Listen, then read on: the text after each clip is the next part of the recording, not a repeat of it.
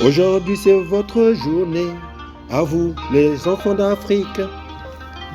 Nous sommes heureux, nous parents, de vous avoir. Vous êtes notre miroir, vous êtes notre fierté. Vous êtes le chemin d'avenir, l'avenir du continent de demain. Ce que nous n'avons pas pu réaliser aujourd'hui, nous comptons sur vous, enfin pour relever le défi. Si Mauril, le grand-duc, n'a pas pu faire quelque chose, à vous chers enfants, levez-vous et soutenez l'Afrique. Nous sommes le 16 juin, journée internationale mondiale de l'enfant, l'enfant africain. Venez chers parents partager la joie de la journée mondiale de l'enfant africain. Venez chers parents partager la joie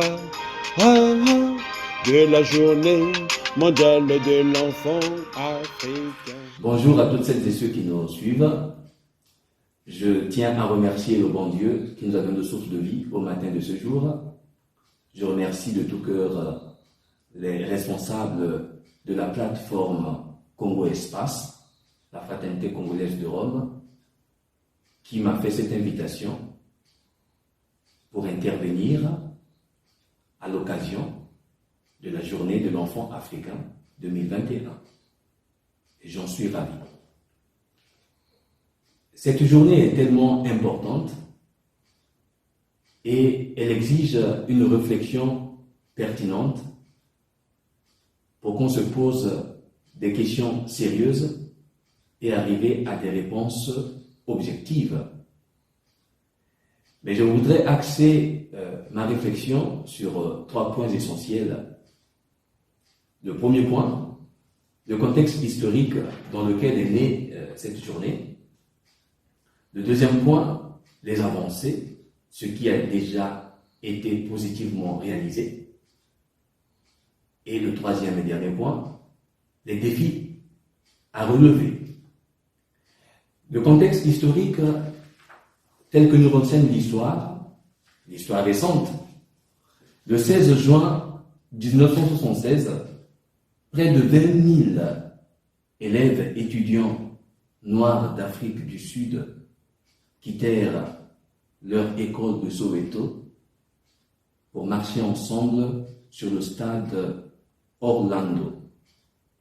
Ces milliers d'écoliers et d'étudiants se rangèrent dans une colonne de plus d'1 kilomètre de long pour protester contre la mauvaise qualité de leur éducation.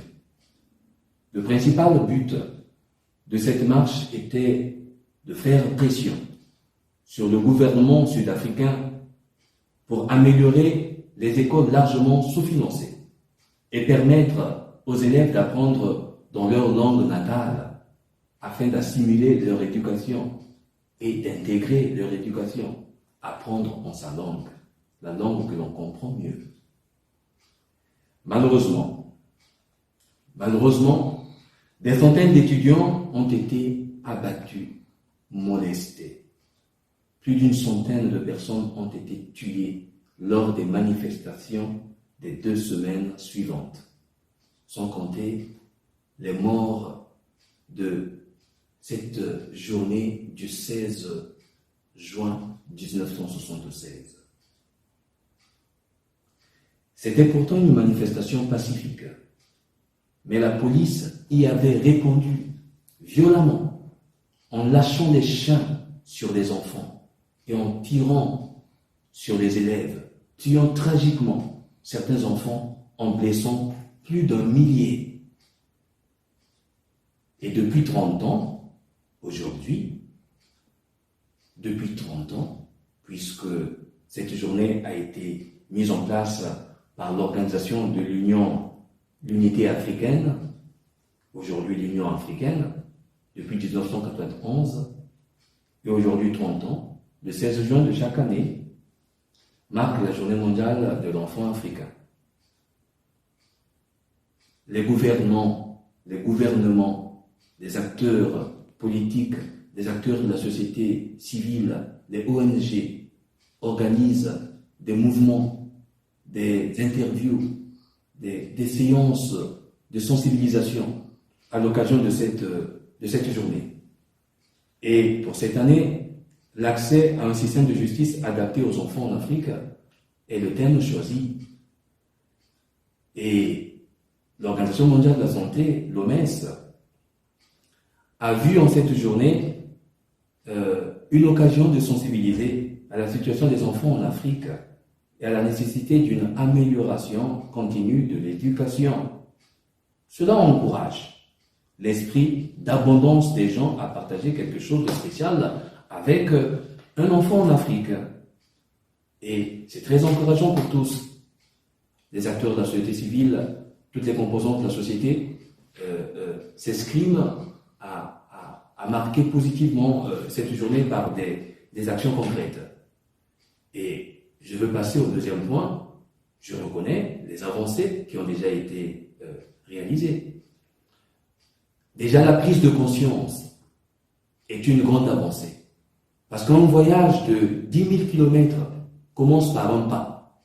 Prendre conscience de la réalité est déjà un pas décisif vers le développement, l'éveil de conscience. Et ça, je le reconnais. Parce que les États africains y ont réfléchi et continuent à y réfléchir. Je peux prendre l'exemple de l'agenda à l'horizon 2063 fixé par les États africains réunis à Addis Abeba en 2015. Ils avaient évoqué cette aspiration pour l'Afrique, l'avenir que nous voulons pour l'Afrique. Cette aspiration, la première. Une Afrique prospère fondée sur la croissance inclusive et le développement durable. 2. Un continent intégré, uni sur le plan politique et ancré dans les idéaux du panafricanisme et la vision de la renaissance africaine. 3. Une Afrique où bonne gouvernance, démocratie, respect des droits de l'homme, justice et état de droit sont à l'ordre du jour. 4. Une Afrique vivante dans la paix et dans la sécurité. 5. Une Afrique dotée d'une forte identité, d'un patrimoine commun et de valeurs et d'éthique partagées. 6.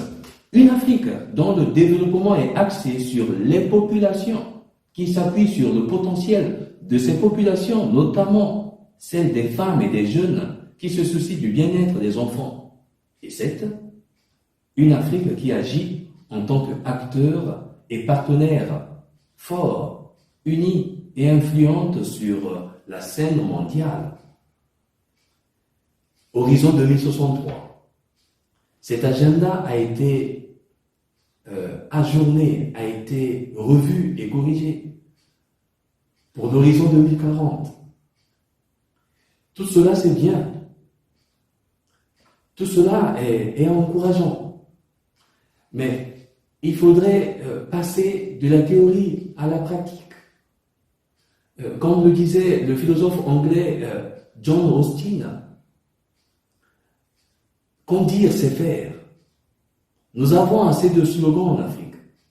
Nous parlons assez. Nous disons assez. Mais il faudrait passer aux actions concrètes. Nous avons des potentialités. Nous avons les compétences. Nous avons les moyens. Mais il manque quelque chose. Il manque le panafricanisme. Réunir les efforts pour travailler ensemble, mettre ensemble nos capacités. Comme disait le célèbre empereur Haïlé Sélassié de l'Éthiopie, l'unité fait la force. Et il nous faut des calibres de ce genre, des têtes de ce genre, qui avaient le sens du bien commun, qui avaient le sens de l'unité, qui avaient les capacités de réunir les compétences. Et les gens qui ont marqué l'histoire, des gens qui voulaient aller aux actions concrètes, et des gens qui avaient le sens de l'esprit africain, le patriotisme. Et donc il nous faut des visionnaires, des patriotes visionnaires à la tête de nos États, de nos structures, de nos organisations, pour poser des bases et des jalons. Parce que depuis que nous réfléchissons jusqu'à aujourd'hui, nous avons l'impression de patauger. Et les défis, le troisième point, sont donc nombreux, les défis à relever. Et selon le thème de cette année, les défis sont majeurs. L'accès à un système de justice adapté aux enfants en Afrique. Et nous pouvons souligner quelques défis. Comme on dit, un adage en Afrique qui dit il faut un village pour éduquer un enfant. Donc il faut conjuguer les efforts. Commencer par conjuguer les efforts, c'est ça notre défi. Nous allons trop en rond dispersé. Chacun veut agir individuellement. Et nous faisons semblant d'être ensemble, mais l'individualisme prime dans nos organisations. C'est ce qui fait que nos efforts sont émiettés. Il faut un village. Et donc, il faudrait conjuguer les efforts. Les structures d'éducation, celles de base, sont la famille, l'État et l'Église. Parce que la famille, c'est la cellule de base de la société. C'est là que l'on apprend des valeurs nobles. C'est là la cellule primaire où l'on apprend comment vivre en société.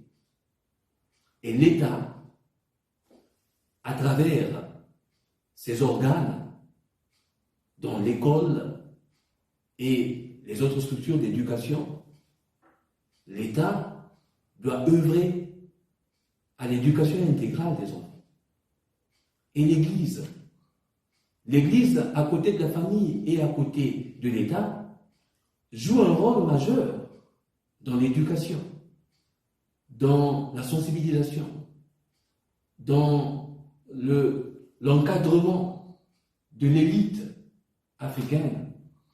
Et faut-il encore que cette Église soit prophétique, soit visionnaire et prenne ses responsabilités.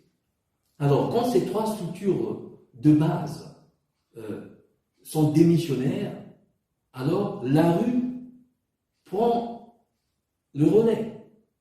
La rue joue son rôle. Et vous connaissez très bien les conséquences de cette éducation de la rue. Le nombre des enfants en situation de rue s'accroît.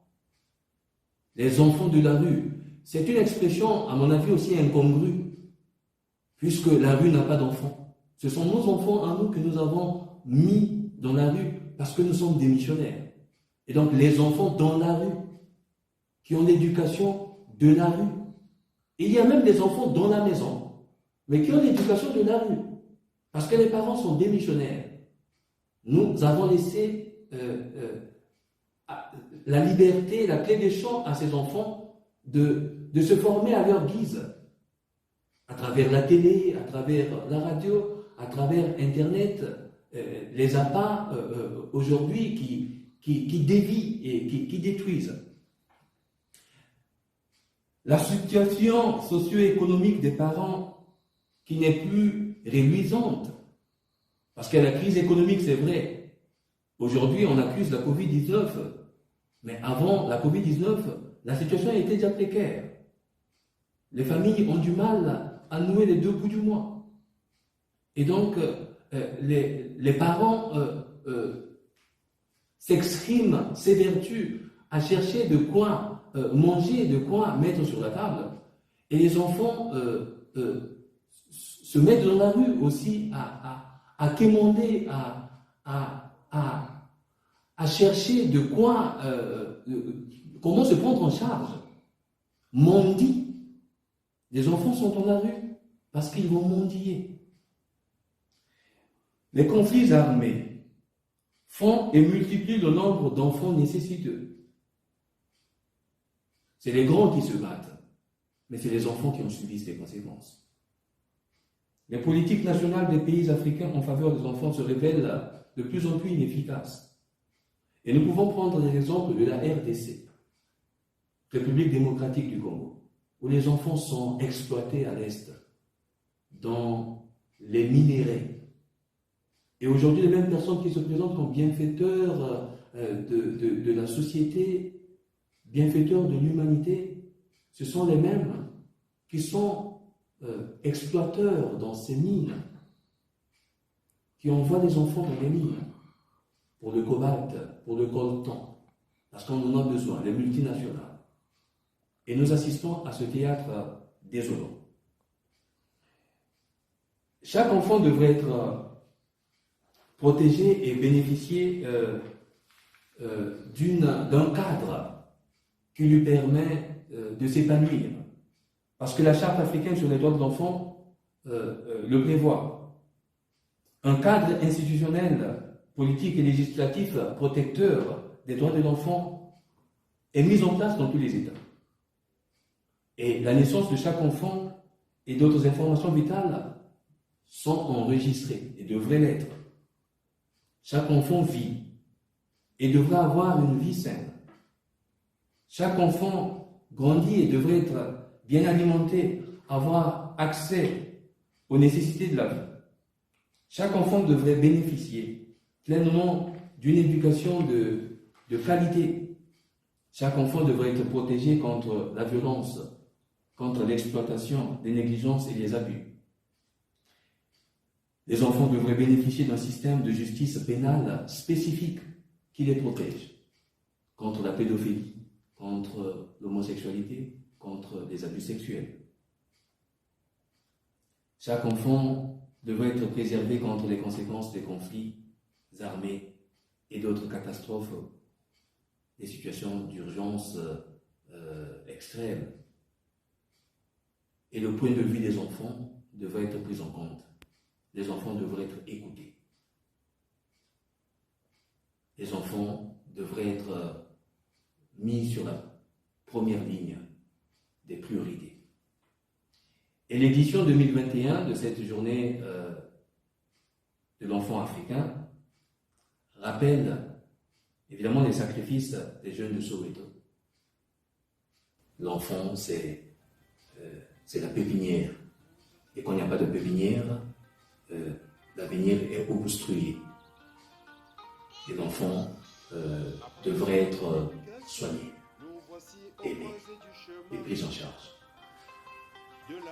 Je ne sais pas si ces réflexions pourront aider, mais je l'espère que ces réflexions pourront permettre à poser des bases. Ces réflexions pourront permettre à nous réveiller. Vive l'Afrique, vive l'enfant africain, l'avenir t'appartient. Nous vous faisons confiance. Oh, oh, oh, nous vous faisons confiance. Transmettez de génération en génération. Vous resterez notre fierté. Venez, chers parents, partager la joie de la journée mondiale de l'enfant africain.